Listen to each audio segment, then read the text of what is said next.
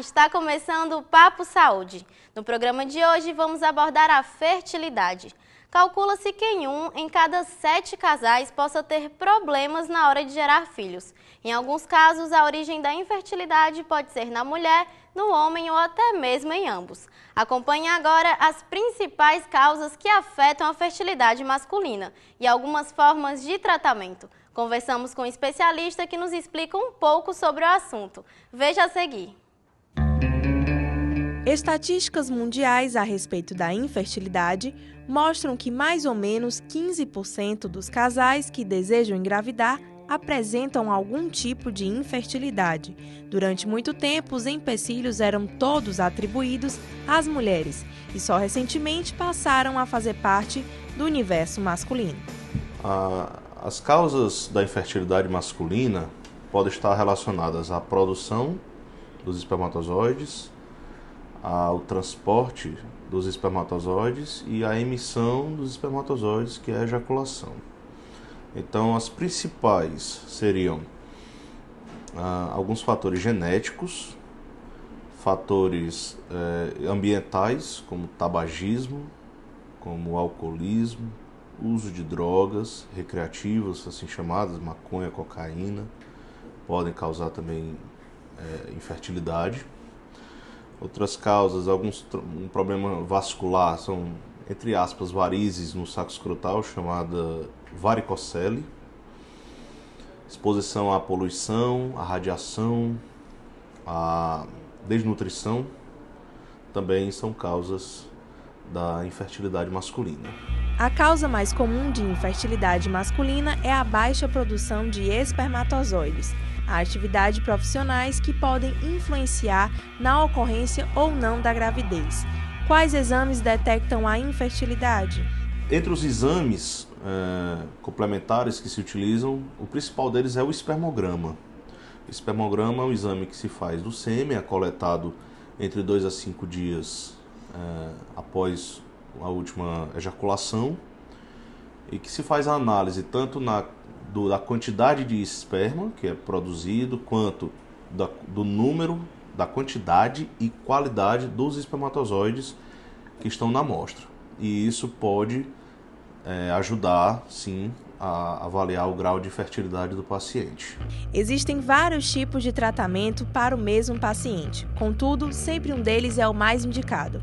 Normalmente, inicia-se pelo tratamento menos complexo quando há esta possibilidade. O melhor tratamento é aquele que corrige a alteração que está comprometendo a fertilidade da maneira mais simples possível. O tratamento vai depender da causa.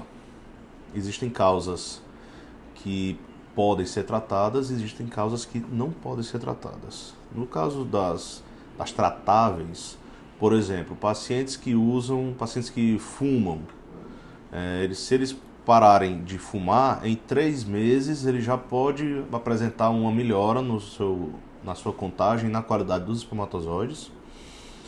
Pacientes também usuários de álcool, também havendo a cessação do alcoolismo, da ingestão de álcool, também vão ter uma melhora. Pacientes que apresentam varicocele, que é um tanto quanto frequente, é bastante frequente na população masculina, mas em torno de 30% a 40% é que realmente são inférteis. Muitos pacientes têm varicocele, mas não têm infertilidade. E aqueles que são inférteis, eles têm indicação de cirurgia. E com a cirurgia podem apresentar melhora. Quanto mais jovem, em torno de 18 a 20 anos, esse paciente for operado, tendo evidência de infertilidade, melhor para ele. Questões hormonais, se houver um déficit hormonal que seja a causa da infertilidade também, o tratamento específico está indicado, né? E para aquelas causas intratáveis, tipo alguma alteração genética, alguma mutação, aí realmente o tratamento fica restrito à reprodução assistida. Ser mãe é o sonho de muitas mulheres. Atualmente, a busca pela realização profissional, entre outras questões, faz com que elas adiem esse sonho. A idade mais avançada é um dos principais motivos que causam a infertilidade feminina. Para um casal que tem relações sexuais frequentes sem a utilização de métodos contraceptivos, O tempo médio para ocorrer a gravidez é de 6 meses. Passado esse período, é recomendado buscar orientação para investigar as causas do problema. Então, existem várias causas de infertilidade na mulher. As principais, elas são divididas em causas ovulatórias, que são as alterações na ovulação, que podem ser causadas por uma série de fatores. A questão da obesidade pode estar relacionado com anovulação, fazer com que a mulher não ovule, com isso não consiga engravidar. Algumas alterações, como por exemplo, ovário micropolicístico, síndrome do ovário micropolicístico, também pode estar associado com anovulação. Algumas pacientes que têm falência ovariana prematura, ou seja, o ovário parou de funcionar precocemente, geralmente antes dos 40 anos, também está associada à infertilidade. Outras causas são as causas tuboperitoneais, que a gente chama, são alterações na trompa e na cavidade abdominal, que podem ser causadas por quê? Paciente que, por exemplo, teve uma apendicite supurada, teve infecção generalizada na barriga, e isso faz com que ela cause uma alteração na trompa, que obstrui essa trompa e faz com que ela não consiga engravidar. Antecedentes de doenças inflamatórias pélvicas, além de cirurgias uterinas, cirurgias em trompas, que também podem ser causas de infertilidade. Algumas outras patologias, por exemplo, como miomas volumosos, pólipos, também podem estar relacionados com infertilidade feminina. Alguns fatores, como alterações do colo do útero, são mais incomuns. A endometriose também é uma causa importante de infertilidade hoje em dia, porque ela pode estar associada também com lesão nas trompas e obstrução tubária. E em alguns casos você não encontra causa, são aquelas pacientes que têm uma infertilidade sem causa aparente. Você investiga todos os fatores e você não determina uma causa. Vários fatores podem levar à infertilidade feminina e o tratamento vai depender da causa do problema. Se a causa da paciente não engravidar é porque ela não está ovulando, por exemplo, uma paciente obesa que não ovula, ela normalmente precisa perder peso. Na síndrome de ovário micropolicísticos, que muitas vezes está relacionado com resistência à insulina, um aumento do risco de diabetes, às vezes o uso de algumas medicações que são usadas até para tratamento de diabetes, alguns hipoglicemiantes podem ser usados como forma de tratamento. Em algumas pacientes é preciso que se induza a ovulação, aquela paciente não está ovulando, não respondeu a outros tratamentos, você precisa induzir essa ovulação. Pode ser com medicação oral, pode ser com medicação injetável. Naquelas pacientes que tiveram alterações nas trompas, depende muito do tipo de alteração. Às vezes é possível que se faça cirurgia na trompa para que essa trompa volte a ser pérvia. Em outros casos, quando você tem uma obstrução tubária bilateral, que você não tem passagem, as duas trompas estão obstruídas, às vezes você precisa lançar a mão de métodos de fertilização in vitro. O envelhecimento reduz a capacidade da mulher para engravidar, já que a ovulação, com o passar do tempo, torna-se menos eficaz.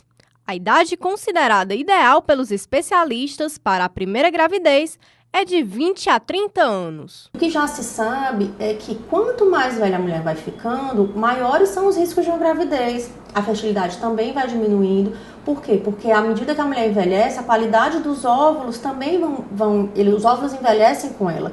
E esse óvulo mais velho, ele é mais propício a que a mulher tenha mais abortamento, tenha mais bebês com alterações cromossômicas, como síndrome de Down. Como vimos, a infertilidade feminina não interfere na possibilidade de ter filhos. Um bom diagnóstico é fundamental na escolha do tratamento mais indicado. O Papo Saúde vai para um rápido intervalo, não saia daí.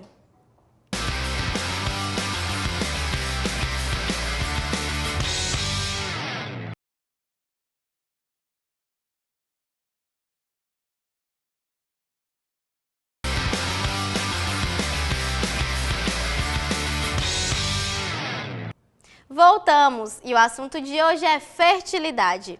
Atualmente no Brasil, muitos casais estão procurando clínicas especializadas em reprodução assistida para engravidarem. Em São Paulo, o tratamento já é encontrado gratuitamente nos hospitais públicos. E a esperança é que outras cidades ofereçam esse serviço para a população. Mas você aí de casa sabe o que sobre o assunto?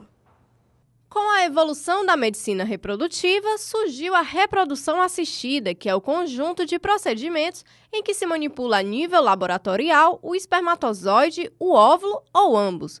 Essas técnicas podem ser divididas em métodos de baixa ou alta complexidade. Quais são esses dois tratamentos? A inseminação intrauterina e a fertilização in vitro. Esses são os dois tratamentos considerados de reprodução assistida. Tá? E qual a diferença entre eles? No caso da inseminação, você vai fazer um processo de preparação do sêmen e colocar no útero da mulher. Então você estimula primeiro o ovário da mulher para que ela amadureça mais óvulos do que normalmente acontece, que em geral a mulher amadurece só um óvulo por mês. Então a gente faz um estímulo para que ela amadureça 2 a 4 óvulos na inseminação. Fica acompanhando com ultrassonografia transvaginal para acompanhar o crescimento desses folículos, desses óvulos no ovário. E no momento em que eles estão maduros, nós induzimos a ovulação, a ruptura do folículo com liberação dos óvulos para as trompas. E nesse momento a gente faz a inseminação. Então a gente pega o sêmen do marido dela, faz um preparo no laboratório para melhorar a qualidade do sêmen. E através de um tubinho plástico bem fininho, a gente coloca esse sêmen preparado dentro do útero. O objetivo da inseminação intrauterina é esse, é você facilitar e sincronizar o encontro dos espermatozoides com o óvulo ou com os óvulos, dependendo do caso. Tá? A partir daí, a partir desse momento em que você coloca o sêmen preparado dentro do útero, já estimula a ovulação, a partir desse momento tudo acontece naturalmente no organismo da mulher. Já a fertilização in vitro também é conhecida como FIV ou bebê de proveta. Faz em laboratório o que aconteceria na trompa da mulher. A fertilização in vitro, como é que ela ocorre? Nós também fazemos inicialmente um estímulo do ovário da mulher, só que nesse caso o estímulo é mais forte do que na inseminação, porque a gente quer recrutar, quer amadurecer mais óvulos. Então nós vamos retirar os óvulos maduros, isso aqui no laboratório. Uma vez que estamos com os óvulos maduros, nesse mesmo dia é feita a coleta do sêmen do marido dela. E também essa amostra de sêmen, ela é colocada no laboratório e nós vamos selecionar através de um microscópio os melhores espermatozoides. E vamos injetar um espermatozoide em cada óvulo. A partir daí, esse óvulo fecundado, esse óvulo inseminado, no qual foi colocado um espermatozoide, aqueles óvulos eles são colocados numa incubadora, tá? Para que a gente acompanhe esse processo de fertilização. Nessa incubadora, vai ser simulado todo o estado que o óvulo e o espermatozoide encontrariam na trompa da mulher. No dia seguinte, cerca de 17 a 20 horas após, a gente vai observar a chamada fertilização. Através do microscópio, você vai observar cada um dos óvulos e vai ver se houve a fusão dos núcleos, formando os pronúcleos, pronúcleo masculino e pronúcleo feminino, significando que houve a fertilização desse óvulo. E ao final do processo, desses 2, 3 dias após a fertilização, a gente vai implantar o embrião no útero da mulher. É o processo de transferência embrionária, que seria o ponto final, culminante do processo de fertilização in vitro. Mas antes de recorrer a essas técnicas mais complexas, o que o casal ainda pode tentar? Então existem determinadas situações em que a gente direciona o casal diretamente para a fertilização in vitro. E também existem aquelas situações mais simples que a gente falou, que eu posso fazer uma indução, que eu posso fazer uma estimulação do ovário, eu posso fazer uma inseminação, mas a mulher fica repetindo o processo e não consegue sucesso. Nesses casos também, em que não há sucesso nos tratamentos mais simples, o casal pode fazer também a fertilização in vitro, porque a fertilização in vitro acaba sendo o tratamento mais eficaz. A mulher nasce com um número determinado de óvulos que vão diminuindo e envelhecendo com o passar do tempo. E a medicina reprodutiva ainda não conseguiu retornar a qualidade desses óvulos. Quando o óvulo está muito alterado, muito ruim para engravidar, o tratamento que se indica na medicina reprodutiva é a doação ovular. É aquela mulher engravidar, mas recebendo o óvulo de uma mulher mais nova. Outro método para driblar a infertilidade é o congelamento de sêmens e óvulos. Os médicos aconselham essa técnica para pacientes que vão se submeter a tratamento oncológico ou qualquer outra condição que possa comprometer sua fertilidade. Mas esse material coletado tem um prazo? Então esse processo ele preserva muito bem a qualidade dos materiais biológicos. Então hoje se consegue congelar tanto sêmen, como óvulo, como embriões, com uma qualidade muito boa. E esses materiais biológicos eles podem ficar congelados o tempo que for necessário para futuramente, quando o casal precisar, descongelar e utilizá-los. Chegou a hora mais deliciosa do programa. No Papo Saudável de hoje você vai aprender uma receita de rabanada fitness. Confira!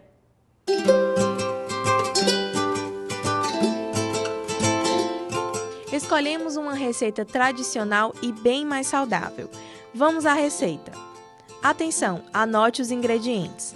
2 fatias de pão integral sem açúcar, 2 claras, meia xícara de chá de leite, 1 colher de chá de essência de baunilha, canela em pó a gosto. Modo de preparo. Em um recipiente, misture as claras, o leite, a essência de baunilha. Bata até misturar e ficar homogênea. Logo após, umedeça cada lado da fatia de pão na mistura e leve ao forno, grelhando as fatias em uma frigideira aderente e bem quente. Isso levará alguns minutinhos. Quando for servir, é só polvilhar a canela em pó por cima. Fica a critério acrescentar uva passas para enfeite do prato. Prontinho, agora é só deliciar, a rabanada já está pronta.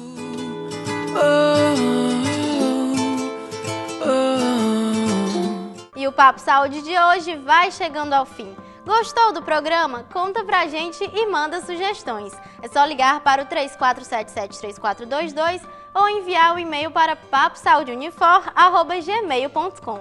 Ah, você ainda não curtiu a nossa fanpage? Então corre lá e curte. Programa Papo Saúde. Tchau, até o próximo programa.